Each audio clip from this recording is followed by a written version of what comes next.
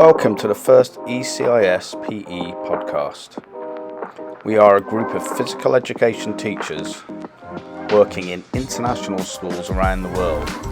We voluntarily meet throughout the year to collaborate towards our main goal of creating our annual PE-specific professional development.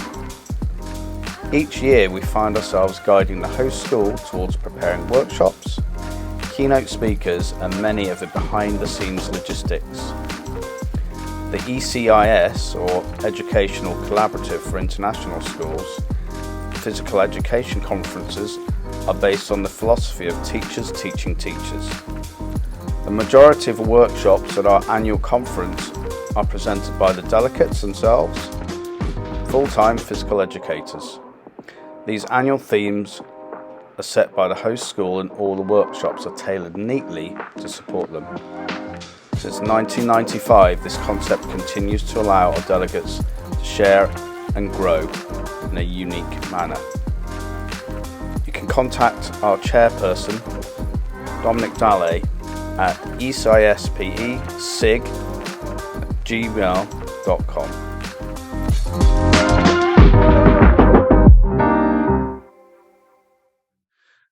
My name is Dominic Dalle. I am part of the ECS PE Special Interest Group.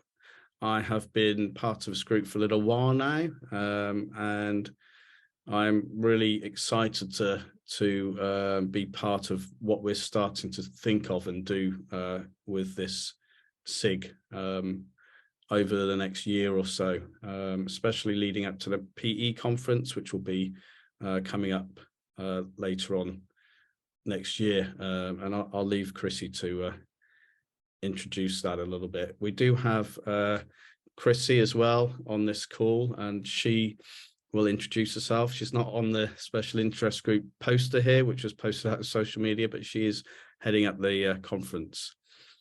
Okay, so I've been teaching internationally for 26 years. I'm currently in Vietnam, in Hanoi, UNIS International School.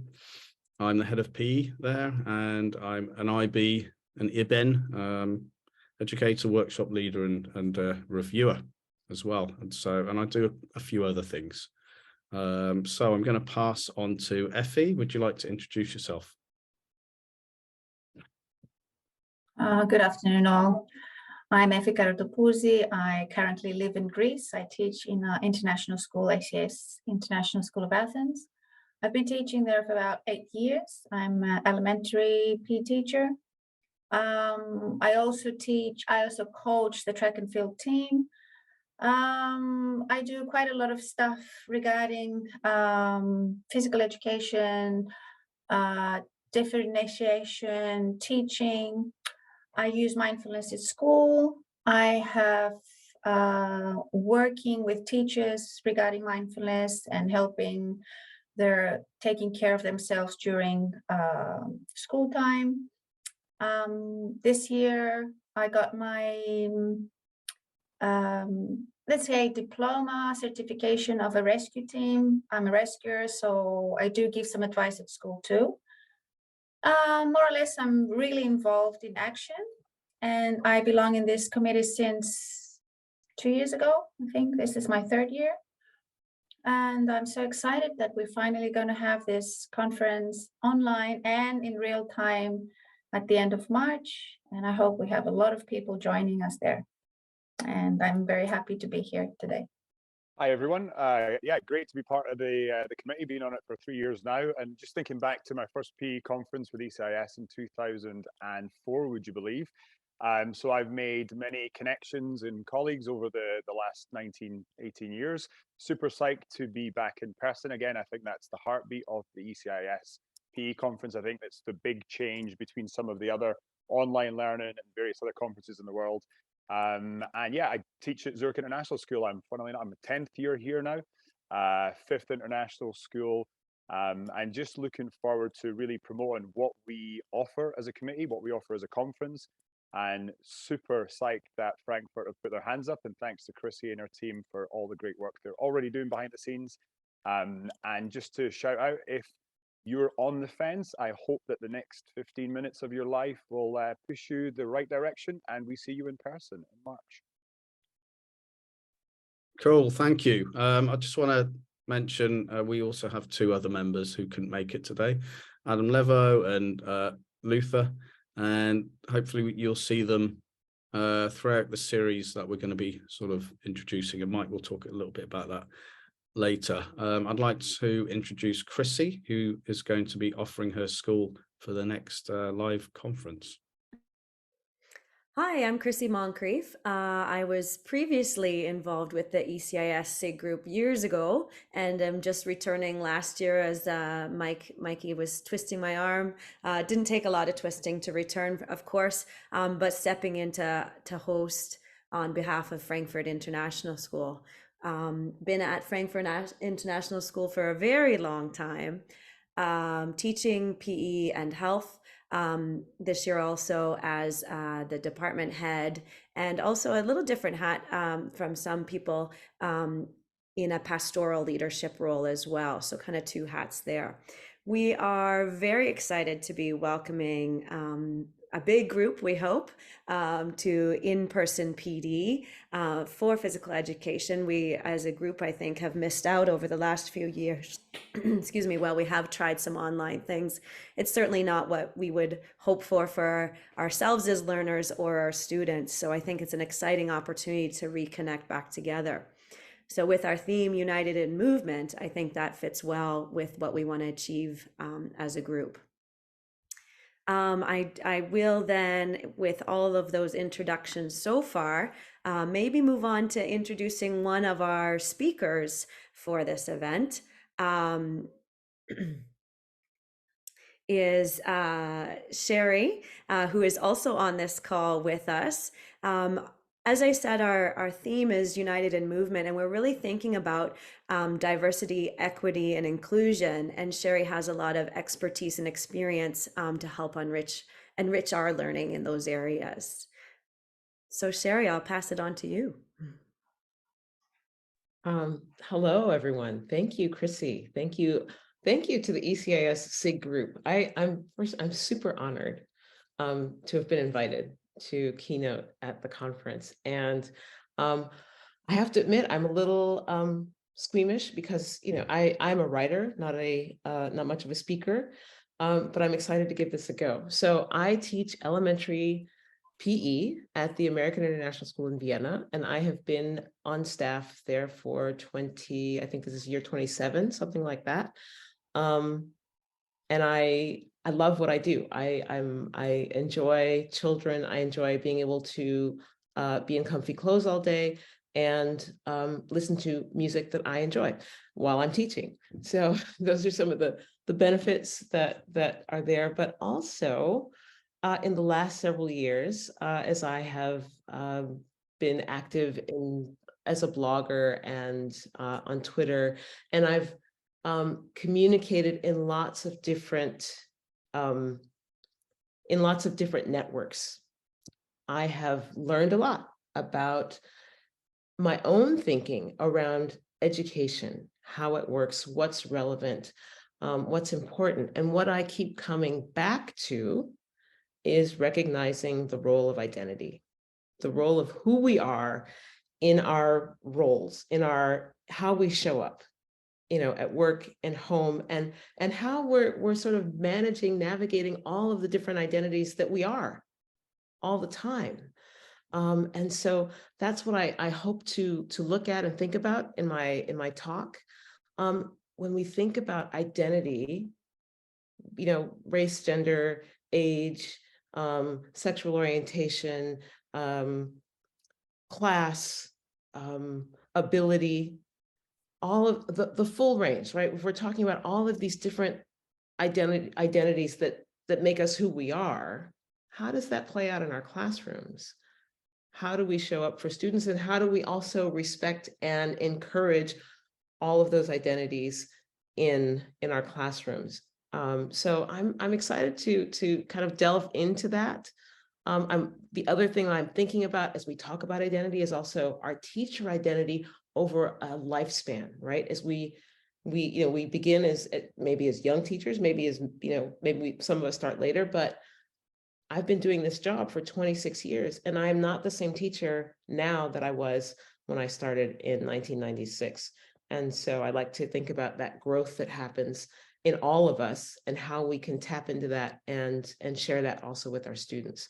So that's a brief introduction to what I hope to talk about, and I welcome your questions. So we're going to move on now to a Q&A for Sherri. So if you have any questions, I'd like you to put your hand up, the virtual hand, that is, because I won't see all your hands.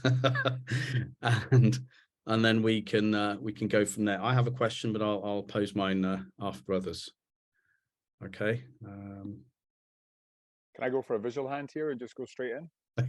Let's do it. And go against the grain. So Sherri, I'd actually written this question down in advance of what you've just said, but one of the big things I got away from that was the teacher identity over a lifetime. And in reflection of, like, we've not had this conference since Barcelona, 2019, I believe. And a lot has changed in physical education, a lot has changed in the world. And everything you just said is front and center of everything that we're doing. What has changed most with regards to what you said between 2019 pre-COVID and your teaching now in that short period? I get the long 1996. I think I definitely reflect on that regularly. And I do also reflect on, in 3 years, I have changed so much as a teacher. What's been the biggest change for you? Thank you for that question. It's a great one. And I want to say one of the things that I recognized recently, and it's not even a teaching thing, but something that I noticed is that maybe after October break, that my son traveled and then came back and he was sick. And I did not hesitate a moment before I said, well, you stay home. And he stayed home a couple of days. And it was just that recognition of there's no need for us to be pressing on and pretending as if everything is normal. And so I realized that my mentality about how we continue has changed. And that means how I look at students, how I look at our whole school operation. I find that I'm still hustling kids along, like, okay, friends, we want to do this before, but I think my sense of priorities are definitely more about what's the real point here? What's really important for kids? What's important for our learning? So I think my priorities have definitely shifted. Sure. You talked about identity. Thinking about teachers and their own journey into delving into their identity, how could you see them doing that specifically? Is there a way that a teacher could sort of focus on a particular tool or way of diving into their own identity? I know that's a sort of complex question, and it's also quite broad. How do they navigate that pathway into delving into their identity? Thanks for that question, Dom. One of the things that I think is that, first of all, we are navigating and thinking about identity all the time.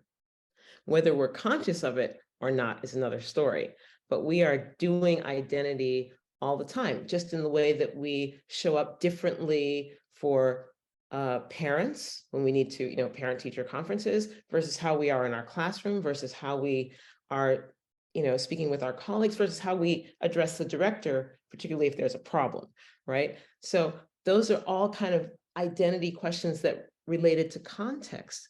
And so I think in terms of how we as individuals explore our respective identities, I think there are many ways to do that, but I think it begins with having a reflective process, right? Just like checking in with our own general self-awareness. How do we know how we're doing, right? How are we gauging how we come across? What do we know? What information do we have? What data are we getting from our students about how we come across? And those are all avenues for exploring identity. And so one of the things that I hope to do in my talk is to provide some easy on-ramps for considering our identity.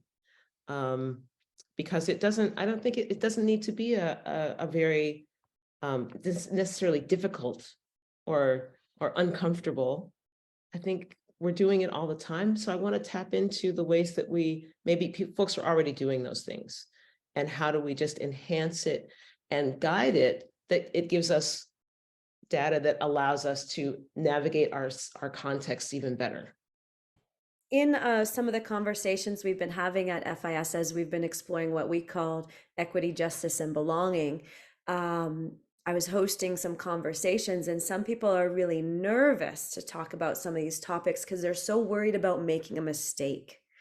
And we've been trying to, as facilitators in these discussions, help encourage people that we know you're going to make a mistake. I'm going to make a mistake. You're going to make a mistake. And we don't mean to be offensive, but we want to be addressing these diversity and inclusion issues that have been too long ignored, I guess. So what kind of tips or advice would you offer for like being the host or facilitator in those discussions, or encouraging those reluctant educators to start to be more inclusive and addressing things like diversity and inclusion?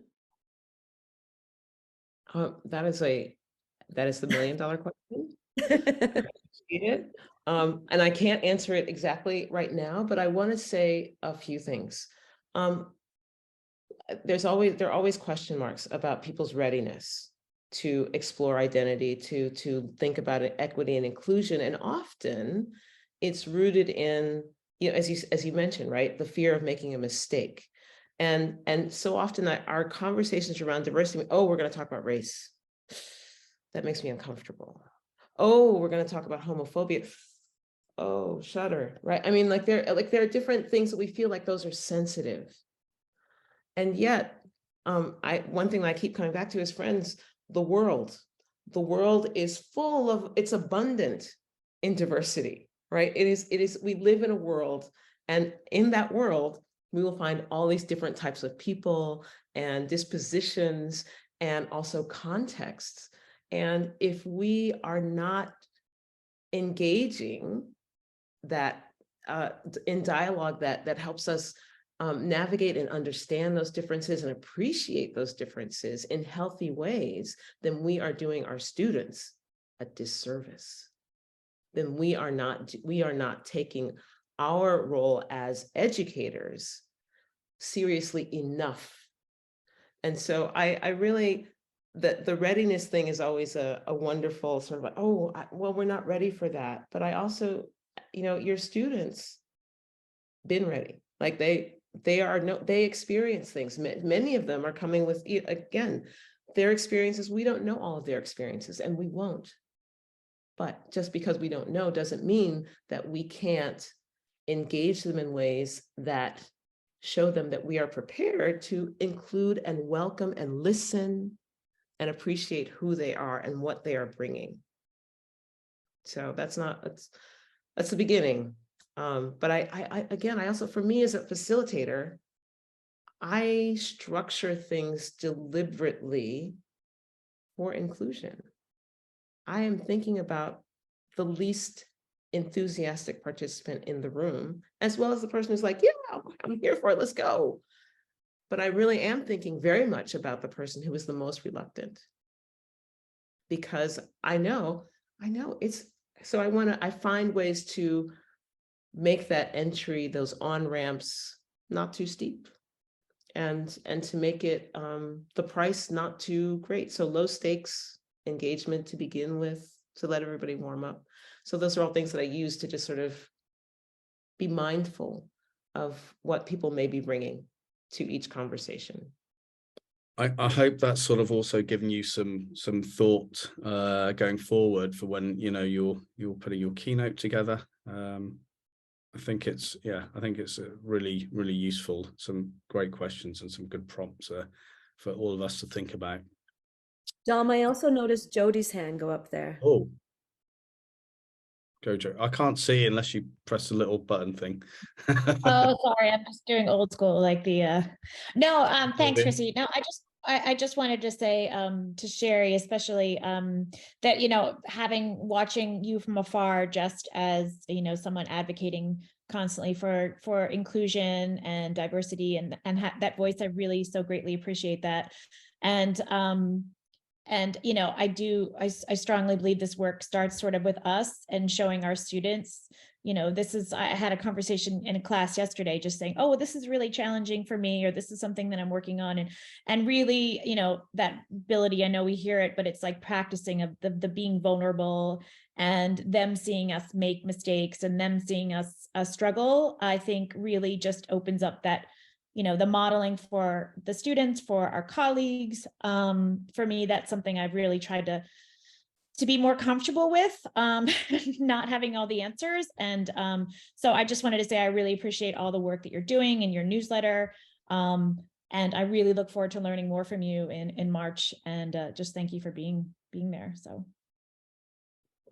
Thank you, Jody. I see you because I know we hang out on Twitter, and I appreciate your presence as well. And I really appreciate the work that you're doing in your classroom with early childhood, because I'm looking for those ideas, because my favorites, like my pre-K, I'm always thinking about, especially when they're not maybe that psyched about school in general. So I'm like, hey, so I'm following you too, and I appreciate your contribution. So thank you, and I look forward to hanging out in Frankfurt.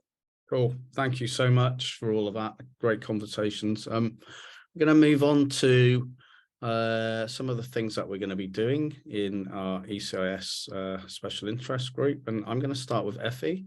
She's going to be talking about the ECIS magazine and the PE focus that we're hoping to promote out there. Actually, what came up in our conversation, our last meeting, it was like having a magazine which would be hard copy and going all around the world, which will be huge. Like, I found it at school and I could write my article in and send it over. I looked into our link, which you found out and shared with us, which it doesn't look like a magazine. It looks like a blog. I mean, you just put the articles in, and I looked into it. In order to do an online magazine, which again, it will save money, and we could send it out to all schools, get the emails and send it everywhere around the world. We could have a magazine theme. We could put trends, best practices, snippet, whatever else we decide. It can be about 16 pages. And content and operation call for interesting things to share around the world.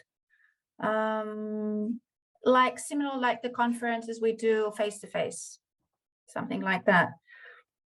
And we could ask PE teachers, health teachers, coaches, administrators to write the articles, even athletes that are in their senior and they're in teams. How do they feel? What goes on? They can have a collaboration with a coach and write an article or something like that, that will be amazing.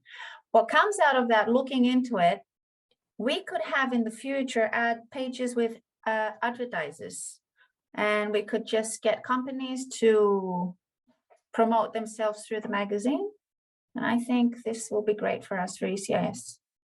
It's really nice. Everybody can see it when they click in the link.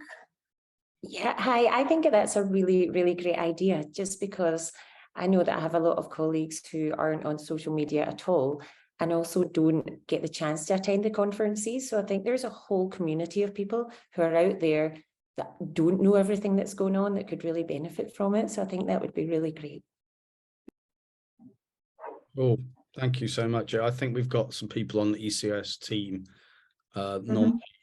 who can help with some of those roles as well. We can put that work to them. So yeah, some great ideas. And if anyone has any further ideas, please contact us. And as we move forward, we can start looking at this. And yeah, all right. Let's move on to Mike. Mike's going to talk about social media and this series of videos that we're hoping to put out there. Yeah, thanks, Dom. Yeah, some great conversations so far. And I guess that's where we want to really go with the sort of video bites. I don't know quite what we're going to call it, but the idea is similar to what Sherri's done right now, is we've got an insight into what will come when we get to the conference. Because, you know, I found all the conferences that I've been to over the course of my career thus far, you see the snippet, you see the paragraph, and then you decide between four. Whereas, as we all know, real learning takes a lot of time and it gets messy and we have to think about it and reflect. So for instance, Greg Dreyer is going to be a speaker at our conference this year. And I think most people on this call right now have seen some of Greg's stuff with My Move. And for those that haven't, it sort of alludes to what Sherri was talking about and we've talked about so far today, but it's encompassing the holistic development of a child in terms of their movement pathways and journeys, and getting to know them a little bit more than just in the classroom and what they do outside of it.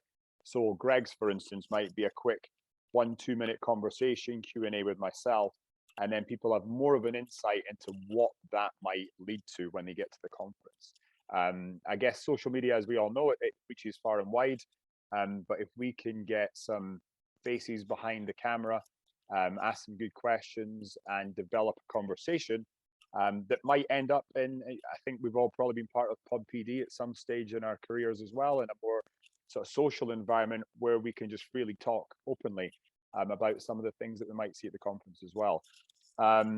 The other things with the social media might be a reflection of those people that have been at an ECIS PE conference before. I think we've all been.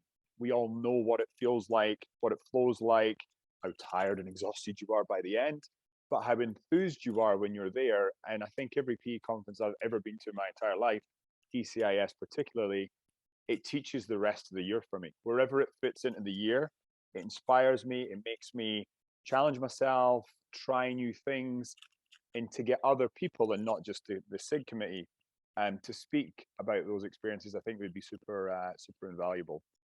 And that's really it. So sound bites, but in a video form of presenters that are going to be at the conference and the general feel of what the participants are going to feel when they are there. I wonder if this would be a good opportunity to hear from those who've attended ECIS PE conferences in the past, a little bit about their experience, since you've shared a little of yours, Mikey. Yeah, I love that. I mean, we could speak to Jodie and Lorna right now. Maybe I'm thinking about a takeaway that you've had or something that it's pushed you in a direction of after being at a conference. If one of you lovely ladies would like to take us away on that one. Sure, I can certainly, I would recommend absolutely every moment of the conference, whether it's the actual workshops with colleagues or the social events or the whole thing. It just energizes, and it certainly brings back that passion that maybe when you're tired as the year goes on, just meeting the people there that we do get the chance to connect with, I think is one of the biggest takeaways, apart from all of the individual things that you take from it. I think my biggest challenge has always been to make the choices for what to go for, because everything is so interesting. And I think when you go away and you talk to people that have been to one of the sessions that you didn't want to go, or you didn't get the chance to go to, that's when you think, oh, I just want to do it all. And I think that's probably the biggest challenge that I've had, is to just make those decisions when you just want to do it all. I think that also, stemming on what you've just said there, Lorna, that social lubricant of the nature of the group and the activities that are put on, not just in the conference time itself, but in the evening, where people do really get to connect and find out the things that they've missed that day, the things, you know, we also put on multiple sessions. So the session that's ran on the first day might be ran on the second and third day as well. So if you do miss it, those conversations inspire you to make sure you're there the next day. And I can certainly speak to, I wouldn't be working at the school I'm working at right now if it wasn't for Steve Burnham, who used to be the Dom Chrissy of the ECIS committee. And he inspired me 19 years ago to, wow, why does this guy teach in this way? What are they doing at Zurich International School? And suddenly you make connections, and the next thing you know, I've been here for 10 years. So it's amazing what career path it can also take you on, I think. Jodie, any reflections? I know you've, presented one in Guildford particularly. I remember that one when you came down from ASL.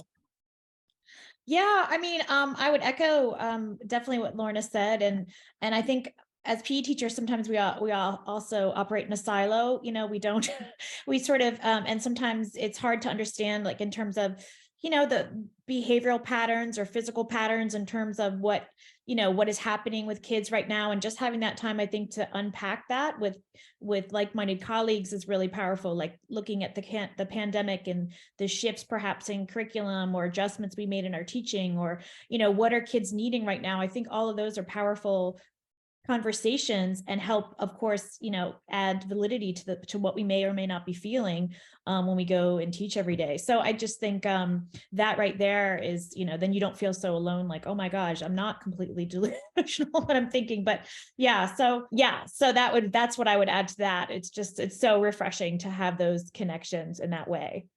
Awesome. Thank you for sharing, you guys. And I'm sure the people that watch this after the event will have similar stories, and that's something that we want to tap into. I want to see volunteers. I want to see people that have been at the conferences before put their hand up, and I will be knocking on your door, whether it's through Twitter, Facebook, Instagram, or just a general WhatsApp message. I'll be chasing you down, so be ready to be asked some questions. Perhaps this is a good opportunity then to share a little bit about our venue at FIS, hearing about reconnecting and all the possibilities. This was prepared for us last year when we were hosting, but it's still very much the same venue.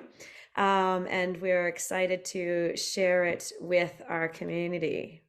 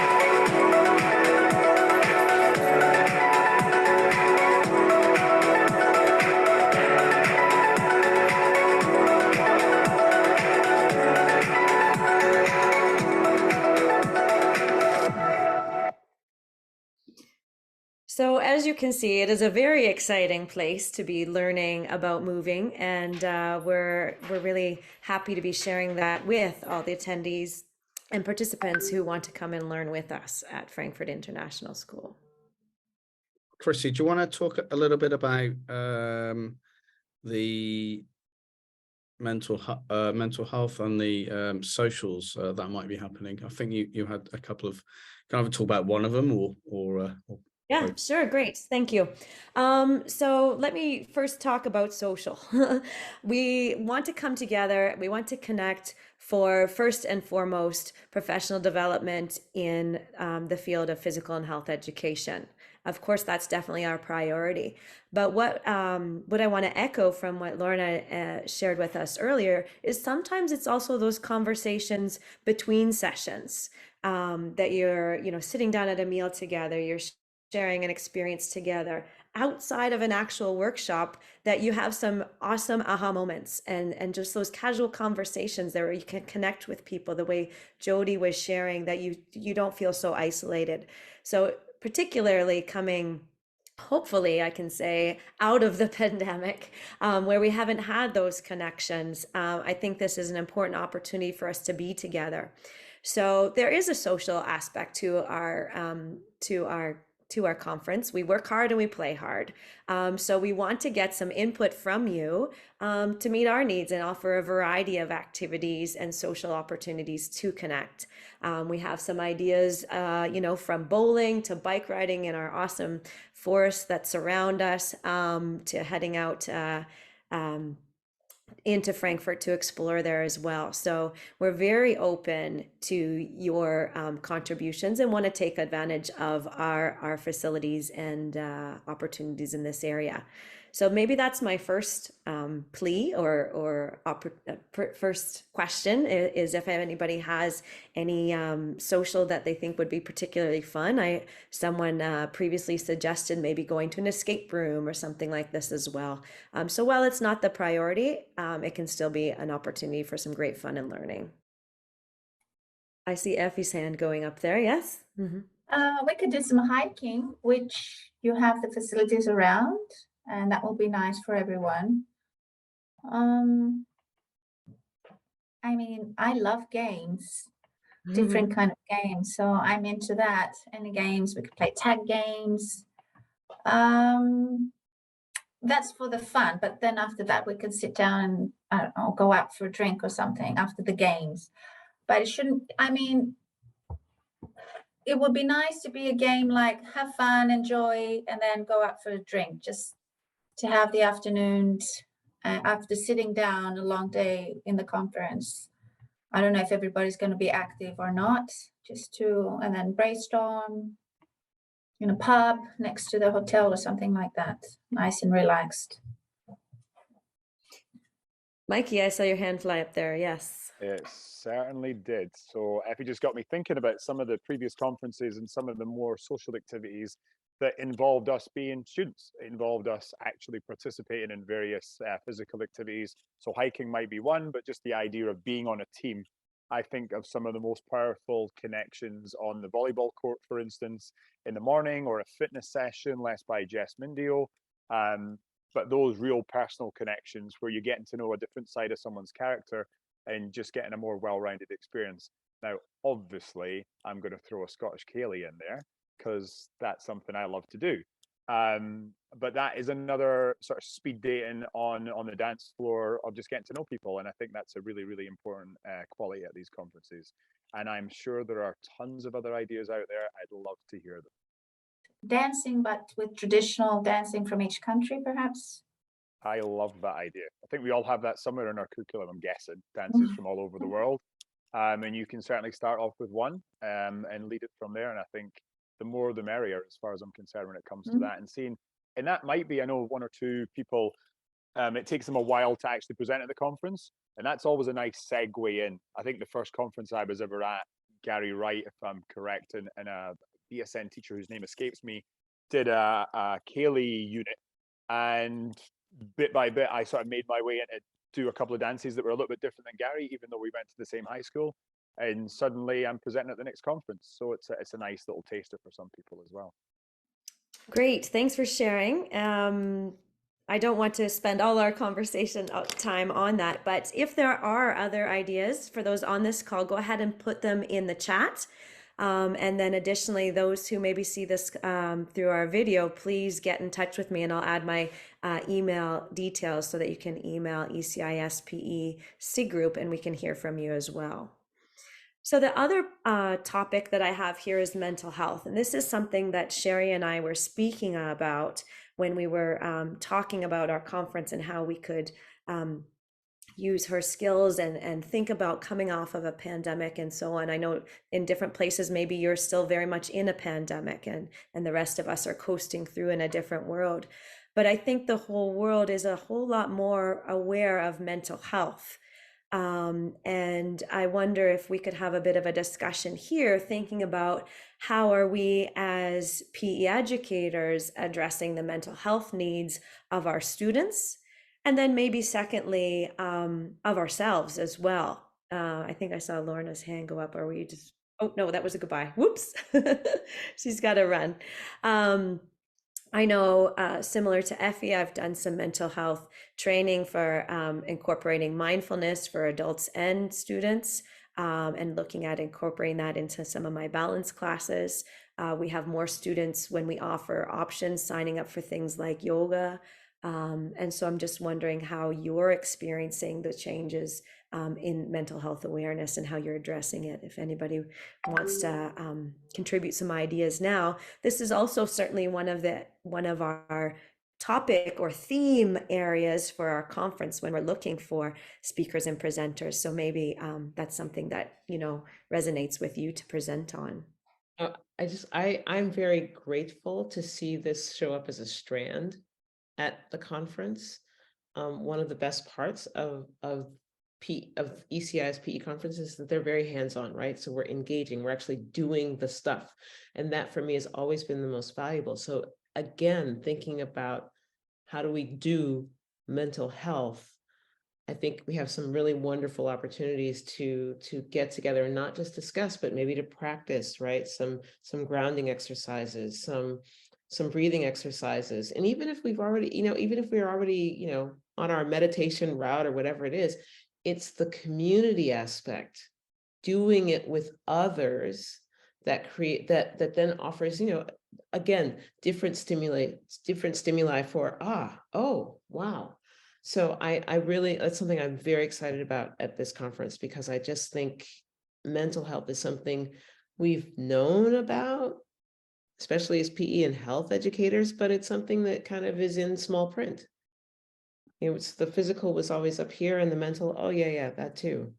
But now, certainly through the pandemic, I think we have hopefully learned that we need to, again, look at our priorities. I love that. Yeah. And that's something like we get to teach that as part of our curriculum here at ZIS. And being ADHD myself, you talk about it like the whole diverse range of learners that we have, and being authentic. I think coming back to what Jodie said, and being vulnerable in your class, that's a conversation I love to have with my students every year. And it is amazing what kind of connections that you can have as a result of that, and where your class can lead to, and the comfort levels within where students that are, maybe disaffected by PE and previous experiences suddenly open up to a teacher who is real. And I get what you're saying, Sherri, like the connections from the PE conference. It was great doing the online conferences here the last couple of years and trying to keep the ship afloat, but nothing beats being in person and having a shared experience and a community experience. Before this call today, we were just talking about November, hence the variety of hairs on my face right now in color scheme. Like last night, we watched the Swiss national team play after a month of fundraising. And although that's a very simplistic look at it, it's still the community feel and people feeling that they can just be together and for the right reasons. So I am a massive advocate of mental health and wellness. And I think as PE lovers, I think we were all probably students. Not all PE teachers are. And I think that's becoming more of a trend, where there are some PE teachers that didn't have a great PE experience or were not that type of athlete. But I think most of us probably were. Everybody thinks that an athlete is, they're so resilient and they're strong. And we know fine well there's so many great cases these days of these athletes that are opening up and sharing their story. And I think it's definitely in everyone's mind. And COVID 100% catapulted that into our classroom. So I very much look forward to these discussions. Maybe there can be someone presenting a space for people to go to during the conference. We could hopefully. I think we've got a few presentations already. So yeah, I just wanted to. I'm not going to say much about what else, because I think there's loads of ideas now out there. But we need people out there to present. We've still got our platform open for people to put proposals out. So please step up, present anything to do with any of the strands, DEIJ and mental health. That's what we're sort of looking for. So please, go onto the ECIS PE website. You can find all the information there, and our future promo videos, all our social media, all the connections to the SIG group as well, and anything else that we're going to be doing leading up to the conference and after the conference as well. Okay, well, thank you everybody for being here. I hope we can be part of a core group spreading word and connecting within our networks to get more and more participants that we can enrich our own learning as well. You can contact our chairperson, Dominic Dalle, at ECISPE SIG@gmail.com.